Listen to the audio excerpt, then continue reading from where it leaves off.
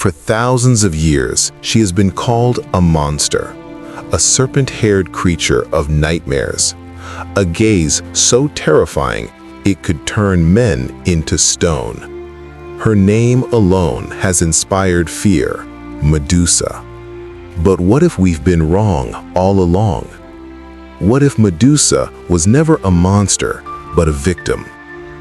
What if the true horror was not in her transformation, but in the injustice that forced it? Tonight, we peel back the layers of myth, legend, and history to uncover the silenced truth of Medusa. In this film, we will journey deep into the ancient world, exploring Medusa's story through the lenses of Greek mythology, psychology, feminism, and cultural history. We will trace her path from a mortal woman of great beauty to the so-called monster cursed by the gods. We will reveal how Medusa's transformation was not the birth of a villain, but the silencing of a survivor. And we will ask, why has her voice been buried beneath centuries of fear and distortion? This is not just a story about mythology. It is a story about injustice, survival, and the way power rewrites history. Because Medusa's tale is more than legend. It is a mirror held up to the world we live in today. This is the original Medusa.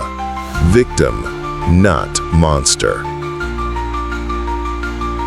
Long before she was ever called a monster, Medusa was a mortal woman. Unlike her immortal sisters, Steno and Euryale, she was vulnerable, human in flesh and spirit. Her beauty was legendary, said to rival the glow of the dawn itself. Some accounts say her hair shimmered like rivers of gold, her eyes brighter than the sea, her presence impossible to ignore. But in ancient Greece, beauty was both a gift and a curse. The gods, powerful and unpredictable, often turned their gaze upon mortals. And when the gods noticed you, fate rarely remained kind. Medusa served as a priestess in the temple of Athena, goddess of wisdom and war. Her devotion was unmatched. She embodied purity, a woman sworn to service, her life dedicated to sacred vows. The temple was meant to be a sanctuary, a place of safety, untouched by violence. But even sanctuaries can be violated. It was there, within the very walls of Athena's holy temple, that Medusa's life was shattered. Poseidon, god of the sea, driven by desire and arrogance, forced himself upon her. The sanctuary became a prison. Her cries echoed unanswered. Her sacred vows were broken, not by her choice, but by his violence. And then came the cruelty of the gods. Athena, instead of punishing Poseidon, turned her wrath upon Medusa. The victim was blamed for the crime. For being desecrated in her temple, Medusa was cursed. Her golden hair twisted into living serpents. Her eyes, once admired, now burned with a power no mortal could withstand. Her gaze, said to turn men to stone, became her eternal burden. In a single pact, Medusa was transformed from maiden to monster. But what is a monster? Is it the one who suffers or the one who causes suffering? Medusa's curse was not a reflection of evil within her. It was a reflection of divine injustice. Her beauty, which once drew admiration, now inspired terror. And so she was cast out, exiled to the farthest edges of the world, hidden from the eyes of gods and men. Alone, shunned, feared, Medusa became a symbol of everything society wanted to bury. a woman silenced, a victim recast as a villain.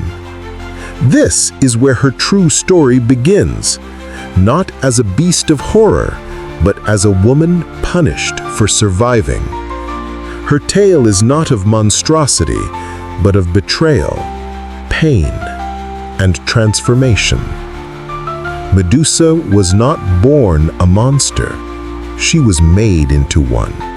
Medusa's transformation was not the birth of a villain. It was the birth of a myth that terrified generations. Athena's curse reshaped her body, twisting beauty into terror. Where golden hair once flowed, venomous serpents writhed. Her once radiant gaze became a weapon, set to freeze men where they stood, turning flesh to stone. But behind the horror lay something deeper. Medusa's new form was not evil, it was survival. Her curse, though cruel, also served as protection.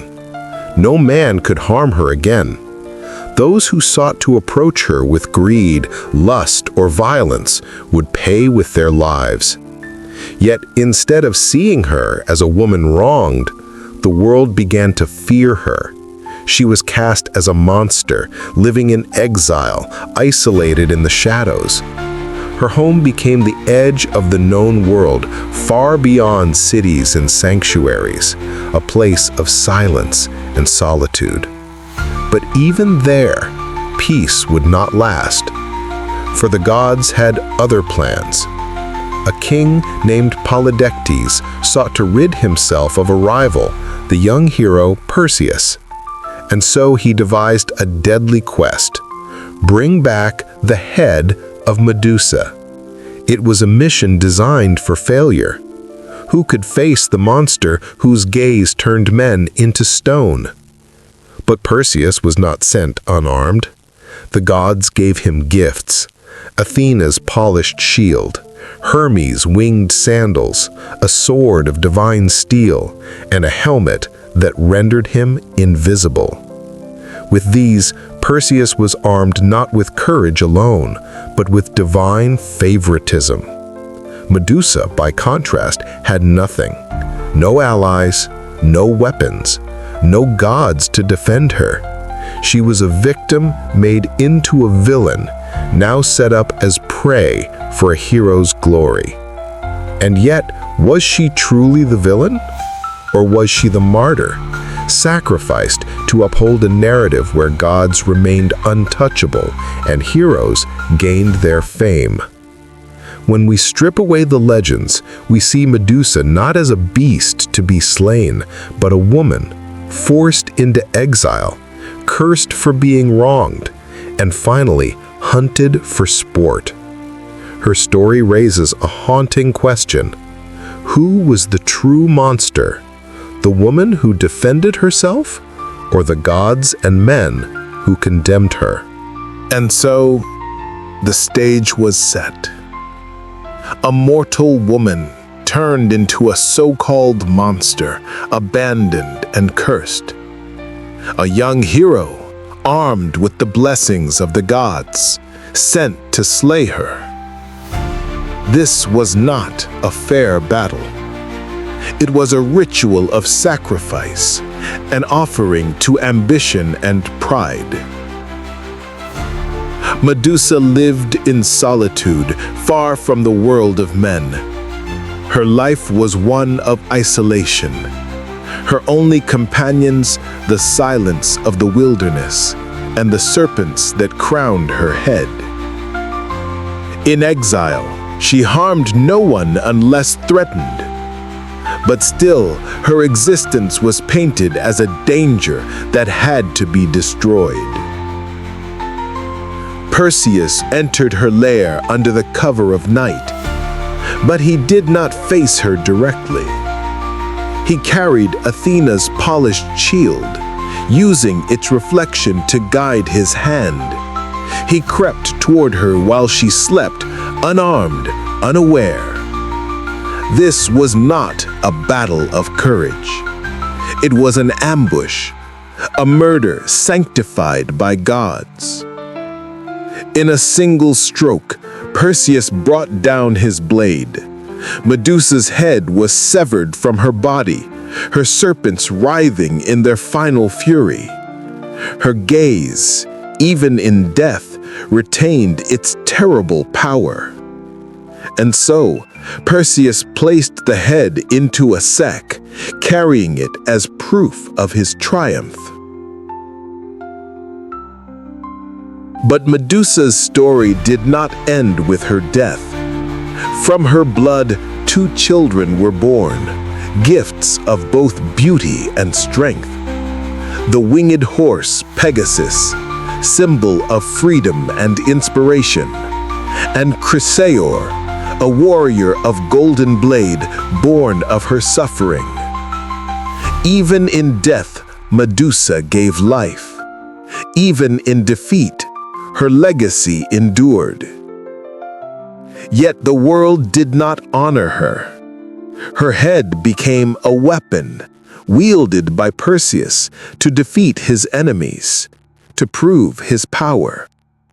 Later, it was gifted to Athena, the very goddess who had cursed her, mounted on her shield as a trophy. A victim's pain turned into a symbol of victory. Her silence transformed into the roar of conquest. But beneath the myths and the celebrations of Perseus, one truth remains. Medusa was not slain for justice. She was silenced to serve the pride of men and the will of the gods. Her death was not the end of a monster. It was the martyrdom of a woman who had already suffered enough. Medusa's story did not end with her death. In many ways, that was only the beginning. Her image, her head, her very name took on a life of its own, echoing through art, culture, and belief for centuries to come. In ancient Greece, Medusa's face was carved into shields, armor, and temples, not as a warning of her story, but as a weapon of protection. To the Greeks, the Gorgon's head became an apotropaic symbol, a ward against evil. Her petrifying gaze, once a curse, was reimagined as a force to protect homes, cities, and even entire armies. The Romans adopted her too, etching her likeness onto mosaics, jewelry, and coins. In their world, Medusa was both terror and power, a reminder that beauty and danger were often bound together. But as centuries passed, Medusa began to shift again. She became less of a guardian and more of a cautionary tale. Writers and poets retold her story as one of female vanity, punished by divine justice. Her victimhood erased, her trauma ignored, her suffering rewritten into a moral lesson that blamed her rather than those who wronged her. This erasure carried deep meaning. Medusa's story became a mirror of how societies often treat women who have endured violence, by shifting blame, by silencing voices, by turning victims into villains. Yet not all interpretations silenced her. In modern times, Medusa has been reborn. Writers, scholars, and artists have re-examined her legend, reclaiming her as a symbol of resistance. Feminist voices see in her story the echoes of a system that punished women for the crimes committed against them. Medusa became more than myth. She became a metaphor, a symbol of silenced truth, of survival twisted into shame, of anger transfigured into strength. Even psychology found meaning in her. Some scholars view the petrifying gaze as a symbol of trauma, the way violence can freeze both victim and witness, leaving them powerless in its shadow. Medusa's serpents writhing endlessly reflect the torment of a mind scarred by violation. Her story speaks to something universal, the way pain can reshape identity and how society responds not with compassion, but with fear.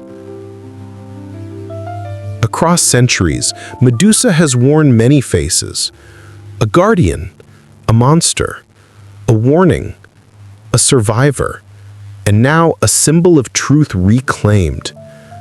Her legend is not static, it evolves with the world, and each generation reveals as much about Medusa as it does about itself.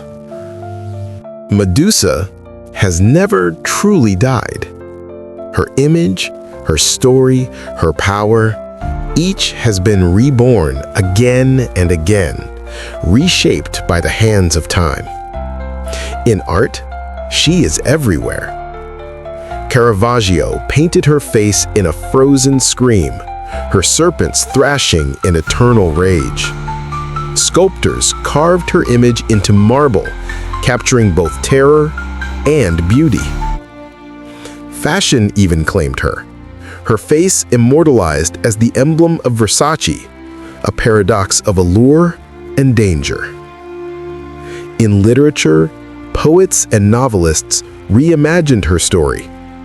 Some continued to call her a monster, but more and more, modern voices began to see the truth. They saw a woman who had been wronged, cursed, and silenced. They saw a victim recast as a villain, and in her tragedy, they found strength. Today, Medusa has become a powerful emblem of resistance. Her name appears in feminist writings, her face in protests, her story told as a mirror of the struggles faced by survivors across the world. She is no longer just the monster in the shadows. She is the survivor who refuses to be erased. In the era of Me Too and beyond, Medusa speaks louder than ever. She stands for the women who were silenced, for the voices that were blamed for the crimes committed against them, for the survivors who were told to carry shame that was never theirs. Her gaze, once painted as destructive, now becomes something new. Not the power to petrify, but the power to confront, to force society to look at the truths it has long tried to avoid.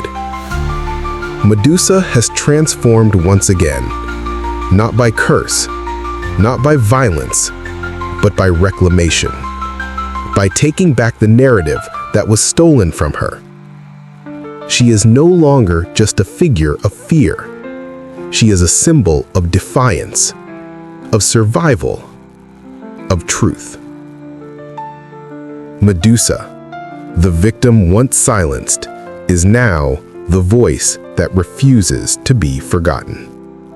For centuries, Medusa was remembered as a monster, her image twisted into a warning, her story reshaped into a lesson, her voice drowned beneath the noise of myth. But when we strip away the layers of fear and distortion, a different truth emerges. Medusa was not a beast. She was a woman wronged by power, silenced by injustice, and hunted for glory.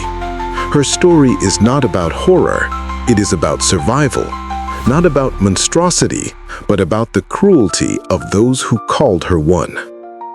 Medusa reminds us of a painful truth, that history often punishes the victim while protecting the powerful, that voices can be silenced and pain can be twisted into legend.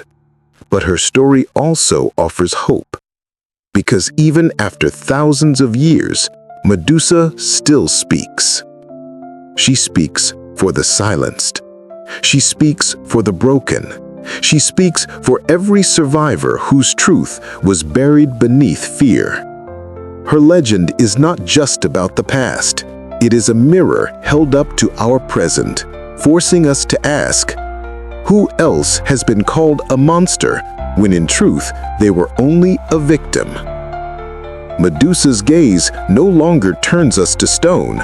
Instead, it asks us to see injustice, to see survival, to see her not as a creature of terror, but as a woman whose story was stolen.